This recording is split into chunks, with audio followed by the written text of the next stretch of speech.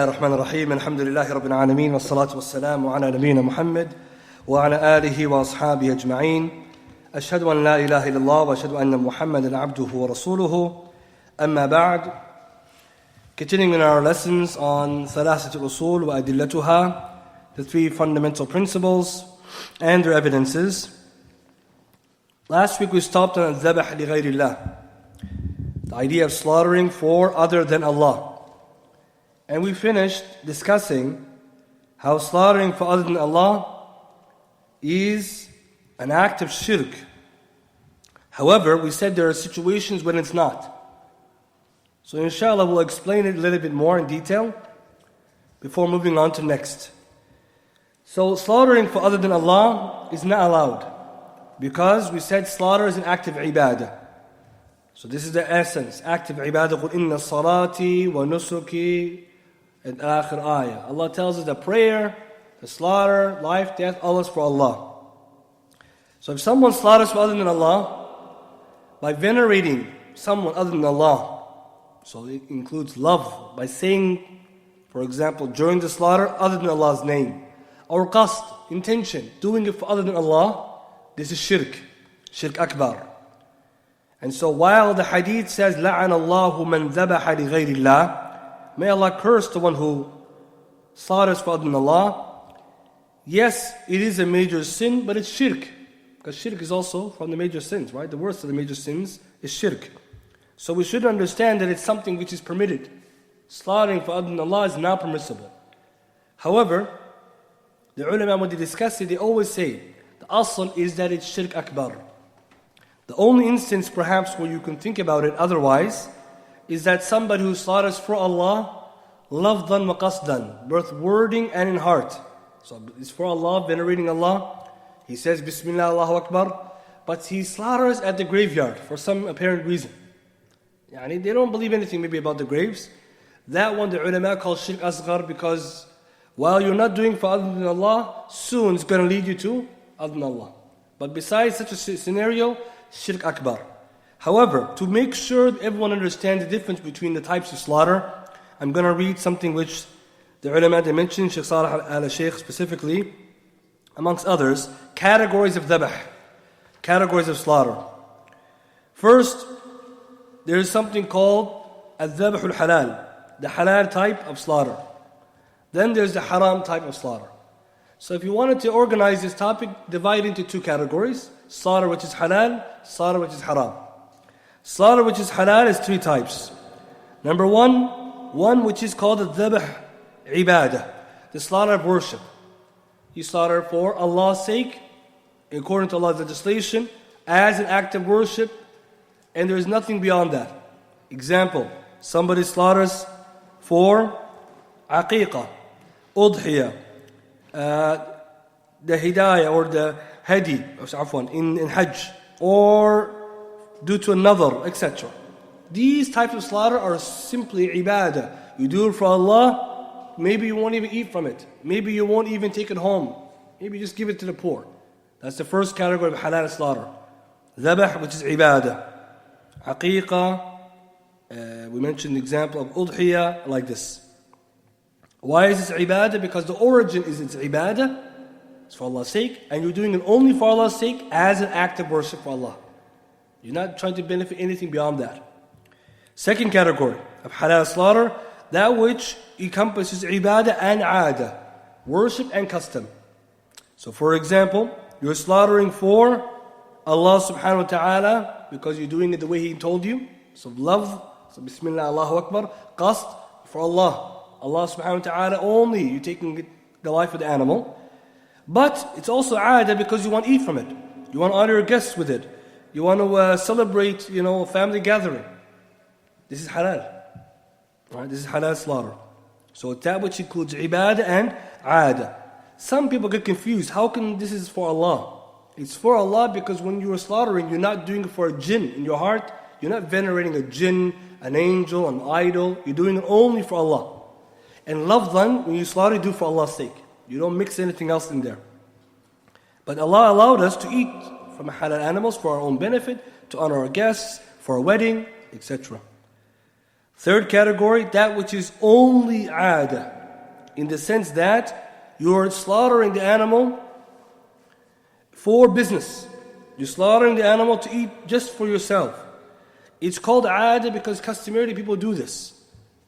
Or the second category, why is the ibadah aada? Because you're doing it for another act of worship. For example, you slaughter for the guests, two acts of worship. The slaughter and honoring the guest. But the third category is simply aada. However, muwafaqatu shar'a, it's according to the sharia way. Lafdan wa qasdan. You're not doing it for other than Allah, and you're also doing Bismillah Allahu Akbar. But let's say you want to sell the meat.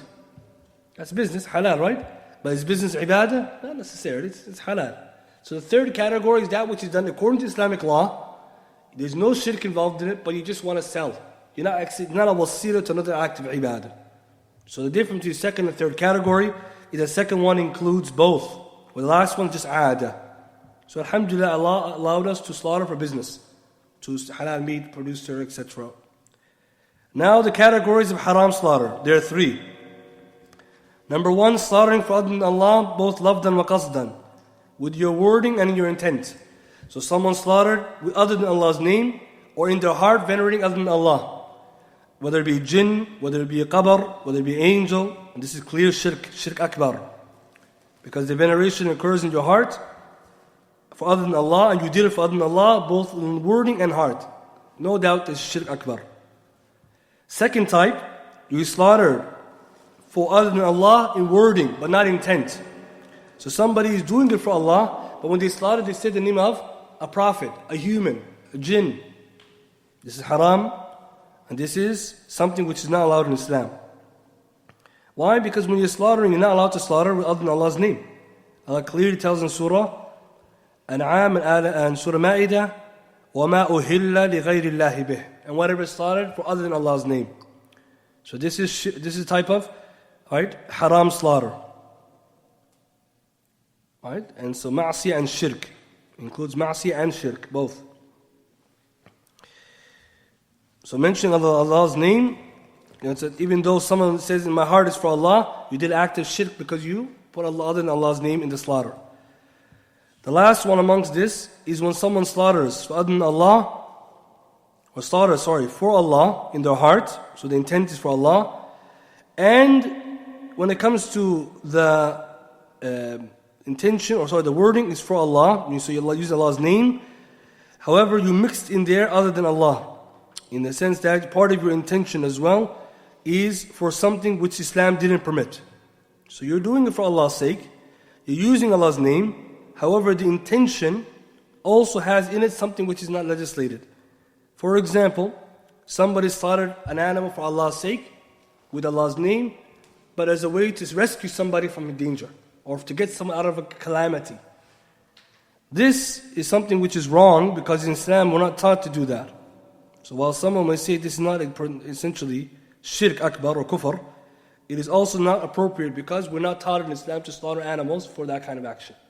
So this is a type of mistake. It's a haram type of slaughter in the sense that it's not properly done, it's the wrong place, even though the person did a proper slaughter. So that's the third one, inshallah. And the idea is that as Muslims we have to be careful of these types of slaughter, and we have to teach the people when is slaughter halal and when is it haram. The essence is if someone slaughters for other than Allah, which is in the heart of the wording, then they're committing active shirk. This is what we take. And if someone didn't do that, then their slaughter is in origin permissible. Because we don't know what's in the heart of a person, and we can only judge what's on their tongue or what they tell you they intended for. So we should not accuse people of their slaughter of being for other than Allah. But if you find some people doing the slaughter for wrong equations, we teach them. When there's a worry of jinn, you read Quran and adhkar, you don't slaughter. Because somebody may do that, and then what happens is, you may find out they did it, and their intention was they're honoring the jinn. Now, another person may tell, I did it as a type of wiqaya. But they say, okay, this is wrong, that's not how you do it, etc. So our communities need to learn this, but alhamdulillah, slaughter has been made halal for us otherwise. Now we move to the next act of ibadah. The Shaykh says, rahimahullah, وَدَلِيلُ النَّظْرِ قَوْلُهُ تَعَالَى يُوفُونَ بِالنَّذْرِ وَيَخَافُونَ يَوْمًا كَانَ شَرُّهُ مُسْتَطِيرًا. Allah says, the Shaykh says, from the acts of worship is a nadhar, which is to make an oath. And the proof for nadhar is Allah's statement, and they, the believers, they fulfill their oaths and they fear a day whose evil is much. يعني يوم القيامة. Surah Al-Insan, ayah 7. Here we take the benefit that nadar is an act of ibadah. But someone may say, what is nadar? Shaykh Saalih says that nadar is for someone to obligate upon themselves something which is not obligatory. So you obligate upon yourself that which is not obligatory. And this is by saying, it is upon me, by Allah, that I do X, Y, and Z. You're taking Allah's name to make wajib on yourself something which is not wajib. And that's why in Islam, it's not allowed for someone, or it's not good, for someone to do these things unless, right, he understands first this topic. Because what happens is people sometimes, they obligate upon themselves something they can't do. And then they put themselves in difficulty. That's their fault. Or they obligate upon themselves something which is impossible to do. Or worse, a sinful action. So nadar is an act of ibadah. It has two categories, two types. Number one, an-nadr mutlaq. An-nadr mutlaq, which means the absolute nadar, the absolute oath. Or unrestricted oath. That's probably better. Unrestricted oath. And number two, an-nadr muqayyad. An-nadr muqayyad. Muqayyadun. An-nadr which is restricted. The first one, an-nadr mutlaq, this one is mahmood, it's praiseworthy. Wan-nadr muqayyad, this one is makruh, disliked. And Shaykh Saalih mentions a beautiful benefit. Some people get mixed up when they hear nadar, oaths. Because the ulama always say, making oaths is something disliked. But then someone gets confused, how can it be disliked and ibadah at the same time? Because ibadah is what? What's the definition of ibadah? Dua. But what does it mean, the ta'arif we gave? اسم الجامع لكل ما يحبه الله يرضى. But here Allah doesn't love it. How is it ibadah? So Shaykh Saalih explains it nicely that the people, they forget what the ulama are saying. They're saying nadar, muqayyad is makruh, not al-mutlaq is mahmud. So it's ibadah then. It's no ishkal. However, if you didn't know that, you would think that nadar itself, all of it is bad. But it can't all be bad because it's not worship. Allah loves it. What is nadar mutlaq? Let's start with this one. It is for someone to obligate upon themselves something biduna muqabala, without any type of something request in return. So you obligate an act of worship on yourself without anything in exchange.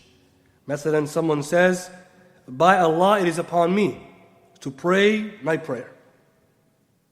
He's making an oath, by Allah I'm going to pray night prayer. Or it's Allah's right, or Allah is deserving for me to pray night prayer for Allah subhanahu wa ta'ala. So he's swearing by Allah, using Allah's name, and he's using the word nadar. Nadar is different than half, slightly different, because half is oath, swearing by Allah. This is oaths. And for those who study the books of Tawheed, we know a slight difference between the two in terms of the terminology. How do you swear by Allah? Wallahi wa billahi wa tallahi. This one doesn't need that. Slightly different. You say, by Allah it's on me, or Allah deserves that I pray night prayer. I'm obligating on myself. Allah didn't obligate night prayer. Why are you doing it, first of all? Because shukran lillah, for Allah's gratitude, for what He's done for you in the past, or as a way to show that you are being a good Muslim. You are doing it. Night prayer is good to pray, but you're not asking Allah in exchange anything. Allah already deserves our worship. So the ulama say this is mahmood, praiseworthy, because the servant realized the right Allah has on them. So out of the gratitude for what Allah has done for you, you say, I'm going to do it for Allah. This is beautiful. And that's why it's something which if someone does it, even though it's not must for someone to obligate on themselves, Allah loves it and the person must do it. That's the catch. If you make an oath that you're going to pray night prayer or something for Allah's sake, you're taking that oath, you have to. Wajib al-wafa. It's wajib to fulfill. So at some here you take a benefit.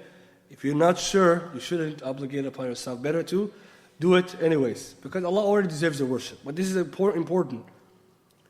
Another makruh is when you ask Allah something, but you restrict it in exchange for something else. For example, someone says, if Allah allows me to pass the test, I will pray 2 rak'ah. So what's wrong with this?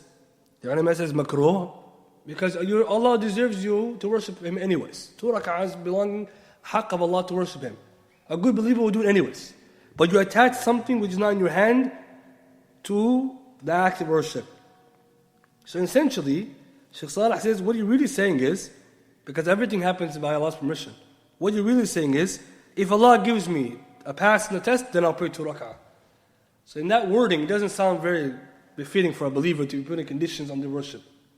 Second thing is, you're not energetic to do it. So what you did was, you restricted yourself. So the ulama say, this is why it's makruh. Nabi sallallahu alayhi wa sallam said, إِنَّ النَّظْرَ لَا يُقَدِّمُ شَيْئًا وَلَا يُؤَخِّرُ وَإِنَّمَا يُسْتَخْرَجُ بِالنَّظْرِ مِنَ الْبَخِيلِ. Nadar, oaths do not bring forth or proceed or delay anything which Allah already decreed. Rather, what it does, it only brings out money or extracts money from the stingy. Because a stingy person naturally wouldn't give. But he made an oath, now he's forced to give. So it's like you saying, I wouldn't pray 2 rak'ah generally, nafal, until Allah subhanahu wa ta'ala gave me, for example, if Allah married me a wife, for example. Or He says, Allah subhanahu wa ta'ala makes me easy to get married, I will do this. And this is not befitting. A believer shouldn't do this because, number one, the action you will do, you should have done it, you should do it anyways for Allah. Always, you should be energetic, be a good worshiper of Allah. Number two, you attach it to the future. Only Allah knows if it will happen or not, so maybe it will never happen. Right? Because Allah only knows what will happen. So the ulama say it's makruh for those angles because the person, even when he is forced to do it, because Allah gave him what he wanted, he didn't do it willingly. For makruh. The believer should be energetic in ibadah, not a lazy one. So that's why it's makruh but not haram. Why? Why is it not haram? Because you're doing nadar, you're doing by Allah, it's ibadah. واضح? So here we take a benefit that there's 2 types of nadar. And the best one is the one you do mutlaqan. However, both of these nadar, you have to fulfill them. Wajib. And the Shaykh says now, another condition to add to this, you have to only make a nadar with that which is obedience to Allah. The hadith, من نظر أن يطيع الله فليطيعه ومن نظر أن يعصيه فلا يعصيه. Whoever makes an oath to to obey Allah, let them obey Him. And whomsoever makes an oath to disobey Allah, let him not disobey Him. So another like this, where you made a disobedience, is a batil, another batil.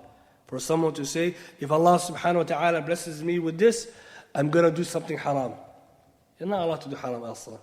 Or somebody will say, I've obligated upon myself, I have to, by Allah's name or by Allah's sake, to go to the haram place. You're never allowed to go there. Even if you try to do this is batil, and the uquba on you for doing that is that you are going to be punished for what you did. Or some ulama mentioned that the one who did another and they knew they couldn't do it, or they hard for them to do it, they punish themselves by having to do it. Right? So besides the haram one, you have to fulfill it. So imagine someone just makes another. You're now going to put yourself in a bad place. Just like swearing by Allah. If someone swears by Allah, his first punishment is that he has to, if he swore by Allah to do something in the future, which is capable of doing, and it's halal, and it's something which is not haram, then he has to do it. That's your first punishment, to teach you a lesson. But the benefit we take, be careful on making those kind of oaths, because shaitan will make you do an oath which is haram and put you in a predicament.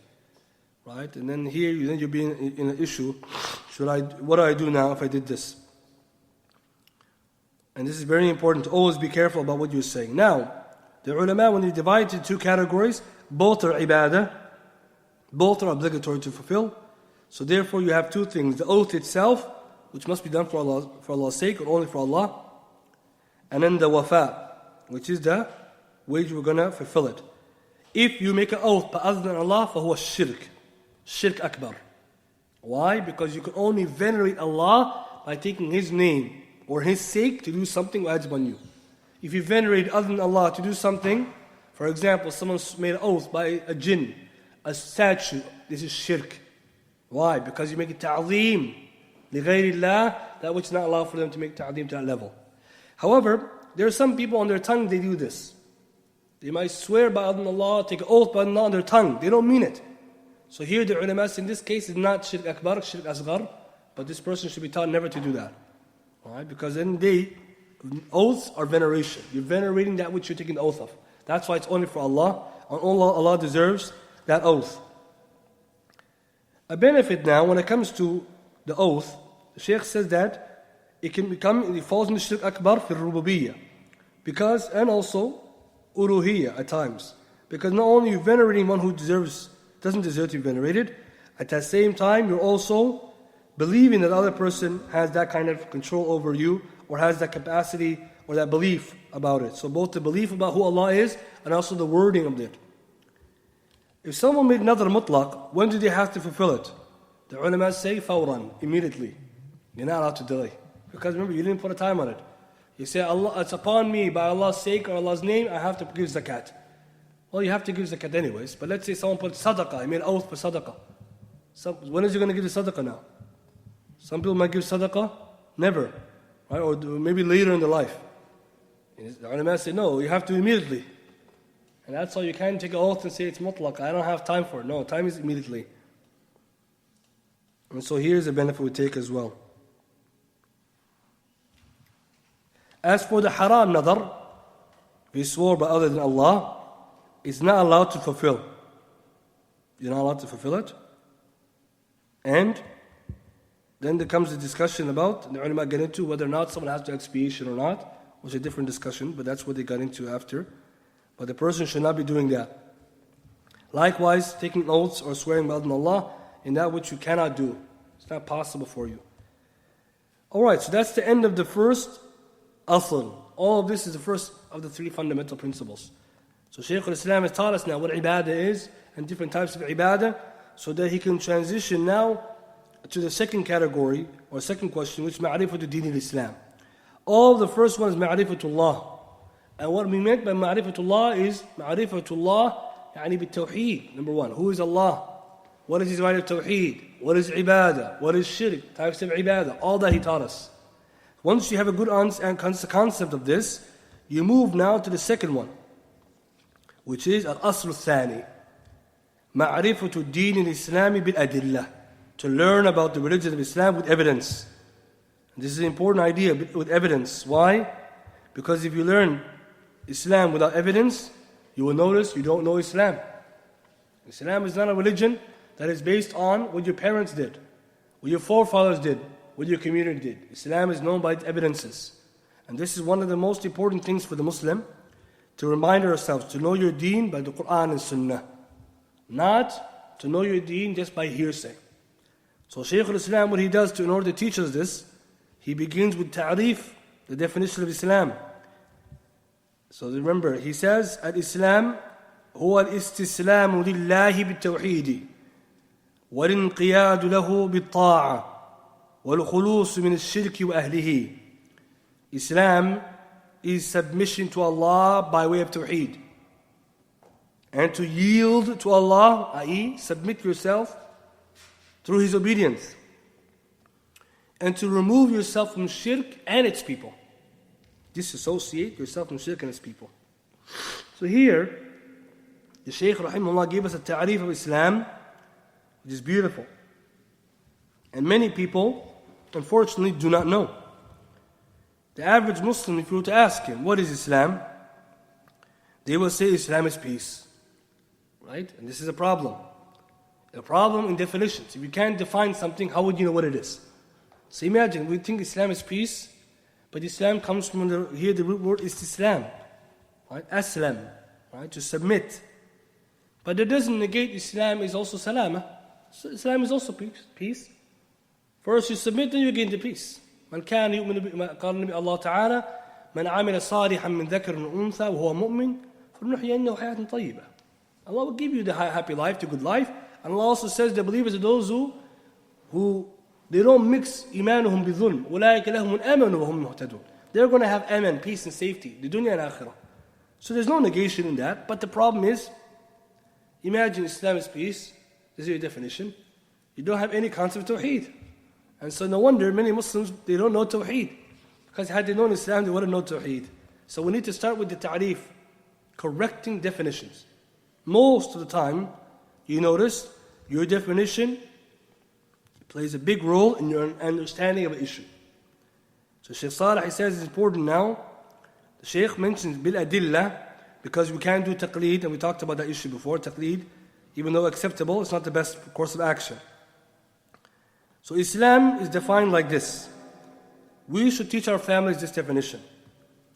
So we'll start off with the beginning. Al-Istislamu lillahi bi-tawheedi. To submit to Allah by way of tawheed. Because if you submit to Allah by other than tawheed, that's not Islam. Mathalan, somebody submitted to Allah without tawheed. What kind of submission is that then? You could submit to other people, but you didn't submit to Allah subhanahu wa ta'ala, because you submit to Allah by affirming His oneness, giving Him the right to worship, and believing His beautiful names and attributes, and whatever else is from tawheed. So you can't submit to Allah subhanahu wa ta'ala except willingly with the concept of tawheed. That's the foundation of this deen. Now someone would say, what kind of submission is this? It's voluntary. Otherwise, involuntarily, we're all the servants of Allah. You will submit to Allah, طَوْعًا أَوْ كَرْهًا. Allah tells the creation, the heavens and earth, submit to me willingly or unwillingly. They say we come to you, Allah, willingly. But if you think about the creation, we're already underneath Allah subhanahu wa ta'ala's control. This is a willful submission. That's the first thing. That's why in Islam, you can't become a Muslim by force. Right? Someone comes and says, I'm forced to become Muslim. Doesn't count. It has to be willfully. And with tawheed. Second part of the definition, you must worship Allah, وَالْإِنْقِيَادُ لَهُ, obey Him, yield to Him, بِطَاعَةٍ. You have to do what Allah tells you to do. You have to submit yourself to Him by obeying Him and staying with disobedience.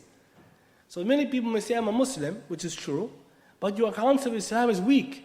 You don't submit to Allah? What kind of Islam is that?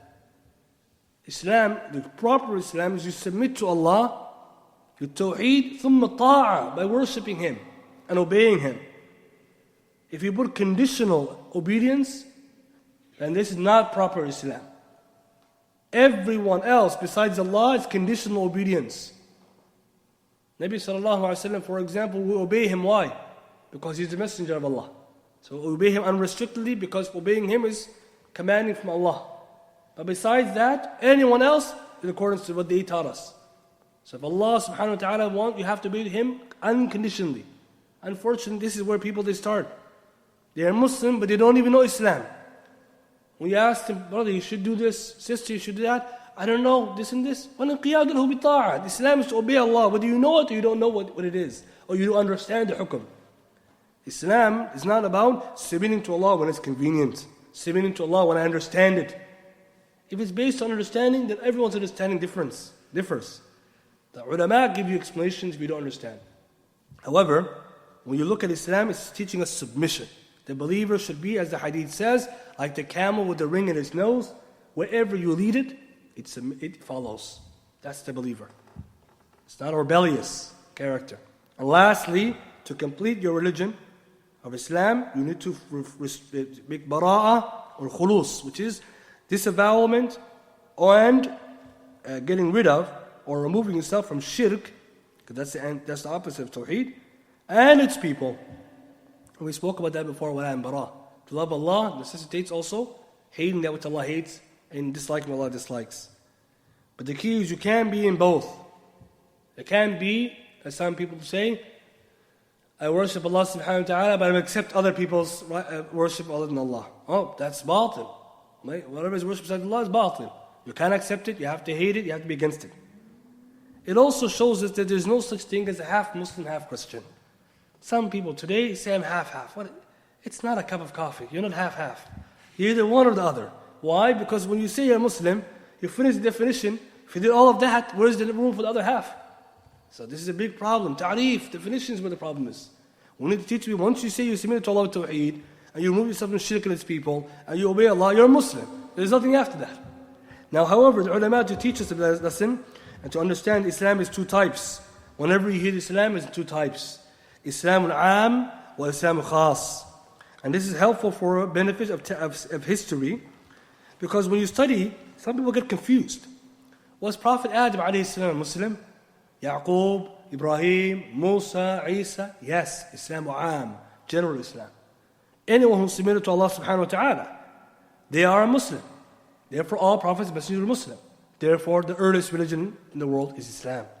Islam al-Am, however. Islam al-Khas is the Islam of who? Rasulullah sallallahu alayhi wa sallam. So this is a great benefit. The people, they mix up between the two. Islam al-Khas, Islam al-Am. So in Islam, we believe when we say after Prophet sallallahu alayhi wa sallam's dispatchment, we're talking Islam al-Khas. However, Islam Aam means everyone before. So this is important because some people they get stuck. What was Isa? What was Musa? Etc. And there's nice benefits about this, about how to understand these issues. For example, some people believe Musa was a Jew. In ethnicity, yes, but not religion, right? This is very important. Some Muslims they mix up this issue, and they think that Isa and Musa were not Muslims, and this is a huge problem. If you say this, what essentially you mean by this? You mean that they were other than Tawheed, other than Islam they came with? So understand the terminology. And Shaykh Islam, he mentions this, Rahimahullah ibn Taymiyyah and others. It's a nice benefit. And we know every single prophet and messenger, they had the same usul of their deen. Where did they differ? They differ in the Sharia. Right, this is important. Al-Anbiya'u ikhwatun allat, or ikhwatun fi riwayah. Right? أمهاتهم شتى ودينهم واحد وأمهاتهم شتى. يعني the prophets are one, they're brothers. Religion is one, and their mothers are different. Mothers from other brothers from other mothers. And this helps us to also conceptualize what is meant by the past. But now when we look at the Quran and Sunnah, but what to do, what not to do, this is Islam khas. بعد Rasul sallallahu alaihi wasallam. We have to follow Islam khas, which means follow Nabi sallallahu alaihi wasallam, his Sharia, his way. With that being said, every Muslim must also understand what Islam necessitates from us, which is to submit to Allah and understand the Tawheed and understand what Allah subhanahu wa ta'ala wants from us. The true believers do not show rebellion.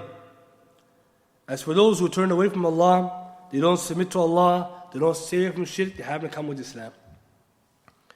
So here the Shaykh now mentions an important benefit. When it comes to dealing with the people who are other than Islam, there are levels. Base level we mentioned already is to have that kind of distance between us and them. Our allegiance is with the believers and disallegiance with the disbelievers. That doesn't mean now there's a type of fighting going on or something between us and them, because that's reserved for specific cases between the governments when there's actual war. That's not for us. But also, you have to have a second level, the Shaykh says.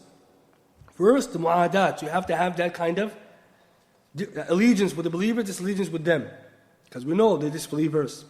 Second, takfir. You have to make takfir of them for whom kuffar. They are kuffar. And sadly, this is a problem nowadays. Or people say, we are Muslims and they are Muslims. We are Muslims and they too are going to Jannah. Then what is the meaning behind this? Allah subhanahu wa ta'ala taught us a Muslim is not like a Muslim. I.e., there's categories of people. Muslim, kafir, munafiq. But today, this line is being blurred. That's not proper understanding Tawheed. You can't be a Muslim and a disbeliever at the same time, nor are they both the same. Allah subhanahu wa ta'ala teaches in many places, إِنَّ لَمْ يَكُنِ الَّذِينَ كَفَرُوا مِنْ أَهْلِ الْكِتَابِ وَالْمُشْرِكِينَ. Allah subhanahu wa ta'ala tells us the groups of kuffar, from them are Ahl Kitab, and some are mushrikeen. All of them, Allah says, are from those who are disbelievers. We have to understand this. Unfortunately, this is a big problem with Muslims, many of them, because their understanding of Islam is wrong. If we had more time, we'll talk about the kind of doubts they try to raise to blur the lines. It's not sufficient. Ta'arif of Islam is sufficient for us. So when they say bara'ah, is all these levels. And last category, Shaykh says, in the instances where the Muslim governments are involved in a religious war, jihad fi sabilillah, mashru'an, right, when it's actually legislated, that's the last category. That action exists historically within our legislation with its conditions. And the idea behind it means that that's also part of the rules between a Muslim and different between a Muslim and a kafir. However, a Muslim should know what it means to be a Muslim. First, you must submit to Allah bi Tawheed. Second, obey Him and yield to Him. And thirdly, remove yourself from shirk and its people. Now, the religion of Al-Islam, before continuing, Al-Islam, the beautiful part of Al-Islam, is that Islam is an ascription to a state of being, an act of submission. All other religions are not the same. Christianity is an ascription to Christ, Jesus. Judaism, an ascription to Judah, right? Father, right? One of the children of Yaqub, or depending on the meaning, could also mean repenting. Inna hudna ilayk. Right? That's another meaning why they call Yehud. But that's the ascription is not besides those two. Buddhists are describing themselves to Buddha. Hindus, etc. The idea is that other faith traditions ascribe themselves to founders, to people. Islam, state of being. You can be a Muslim or you cannot be a Muslim if you leave it. This is the beauty. Islam is not like other religions, even in its meaning. And Islam also is very wide in concept and religion.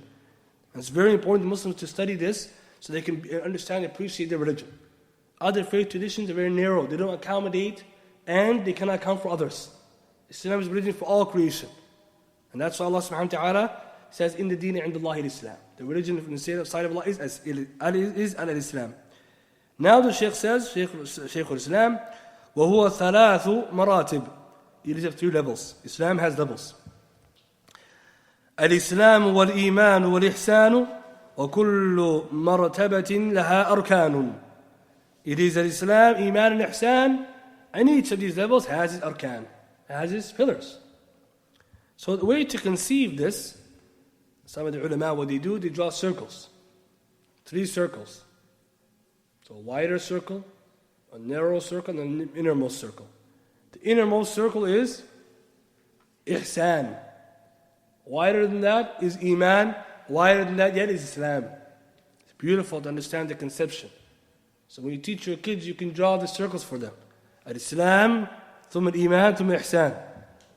If somebody's a Muslim, that doesn't negate that they have Iman. But to be a mu'min, the next category, they have certain things they have to do. So the qualities they have to embody. After that, they move forward to the highest level of deen, which is muhsin, ihsan. But the problem, if you don't have this concept in your mind, you think if you're not a mu'min, what happens? You are a Muslim. Some people go, you're not a mu'min, you're a kafir. The circle is broken. They don't have a circle. And this is exactly where the problem comes. The takfir and others, they don't have proper concept of Islam. What if somebody is not practicing Islam? Yes, after Islam comes kufr. After that is another, it's not a ring, it's like a box or something outside, it's kufr. But understand the levels. Unfortunately, this circle, this conception, if it's not in your head, you will think if someone doesn't do this act of Iman or Ihsan, then they are out of the faith. And we have to know from the beginning, levels inspire you to work harder. The Shaykh says, Shaykh Saalih, that the deen of Islam here mentioned is the deen of Rasul sallallahu alaihi wasallam, Islam khas. First level is Islam. We already mentioned the ta'rif. Whoever says La ilaha illallah Muhammad Rasulullah is a Muslim. Then they have to do the next level, the pillars. We're going to get to it. So you're a Muslim now.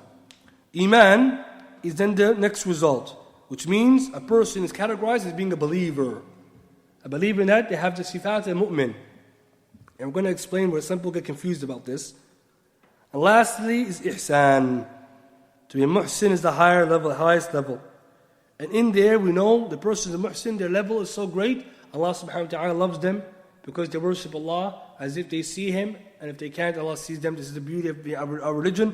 It encourages ihsan, perfection and completion of worship.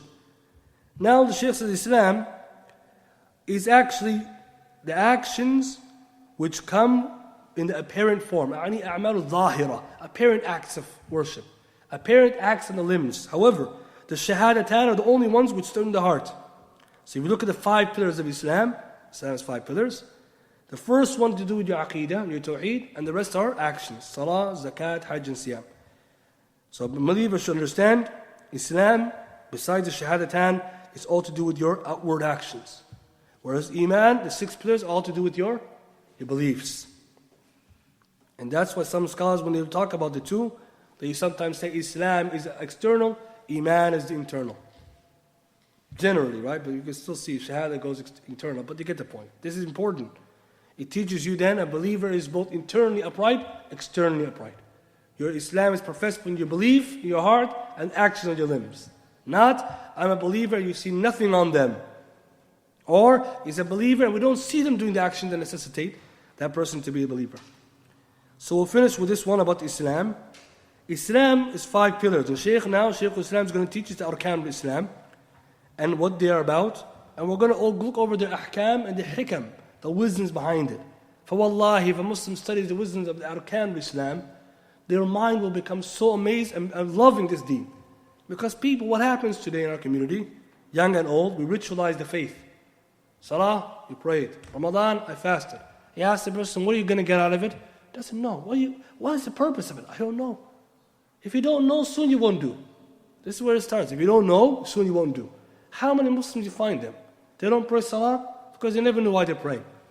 I many stories, I'm sure you have. People who woke up one day, Shaitan came to them and said, I don't know if I should pray Salah anymore. He couldn't even tell himself why he's praying. I know someone like this, subhanAllah, who, imagine he's praying every day in the Musalla. One day he stopped praying. Someone asked him, why are you not praying? He said, one day I thought to myself, why am I praying?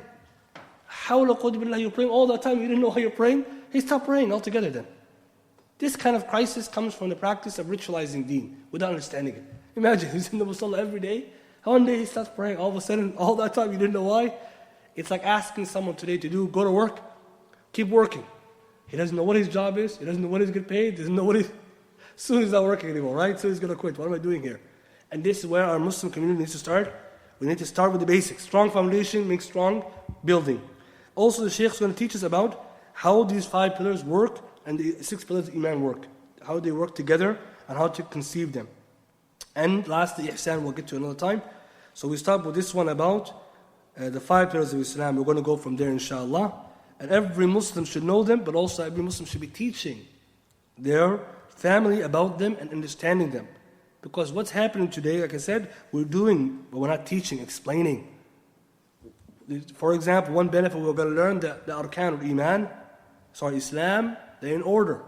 Shahadatan, Thumma Salah, order of importance. And the rest of them, then there's a discussion. Some ulama say Islam first, Shahadatan first, Tawheed, then Salah, then which one? Siyam, even though the hadith doesn't mention it, but if you want to organize it, then Zakat and Hajj. And why do they do that? Because there are certain ones which are non-conditional, no money involved. Zakat you need money, Hajj you need money, you need ability. So maybe you never do it. But every Muslim has no excuse for his Shahada, for his Salah, and his Siyam. Even Siyam could be conditional, okay, on the side, those 2. So what's important is that we have to also understand the order of importance to teach the people. The irony, again, in our communities, every Muslim knows how to pray to at least some concept of prayer, but they don't know La ilaha illallah Muhammad Rasulullah. It's very sad, right? 7 pillars, 4 levels. What's the nawaqid al-shahada? No one knows, or most people don't know. So we have to also learn then, when we teach your family, your community, start like this. Show them 5 pillars, and no one should think, oh, I already know that. If someone says, oh, brother, I already know. Say, okay, I have a question for you then. And then you quickly realize they don't know. They say, okay, now we have to start. Because that's another problem we have. Everyone says, I already know. Knowing is not knowing, right? Knowing is different understanding. And just because you know surface levels, this is like, we call ilm, like fahm sadhi, yani surface level, that's all you know. No, we have to be, even ourselves, we have to review it. Okay, inshallah, we'll not take more time for Brother Majid's class. So inshallah, anyone have any questions on this? Okay, we'll take 1 and 2. Yes. If somebody says by my mother and my father, is that considered enough? So good, if someone says by my mother and father, swearing by them or taking oath, it's a naw' min al-shirk. Yes, because we said you're venerating them. But however, if someone said it by their tongue, as most people do now, when they swear by Allah or they take an oath, they don't really mean it. That's minor shirk, and they should make kafara by saying La ilaha illallah. That's what hadith says. And never do that again. But you have to also remember, when someone does it, we can't make a hukm until we understand their maqsad. Why do you say that? Sometimes by accident, like a force of habit, sometimes meaning. Like someone actually said, I'm going to buy them by venerating them. Oh, this is shirk akbar now. So that's why before you make a ruling on someone, you investigate, what do you do? And usually you find that most people, when they do this, they don't even know what they're doing. So then we give them the hukm and say, don't do that, it's a type of shirk. And that's how it works. Naam, yes?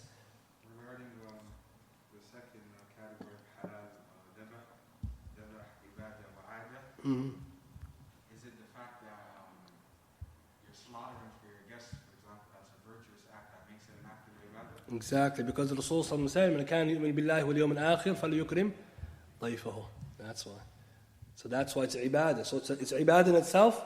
It includes adah because generally you eat food for guests. But then it also has an act of ibadah more so because you also wasila to another act of ibadah. So that's why because the last category, you're just going to eat it. And eating is mubah. So there's not really ibadah beyond the fact you did it the right way.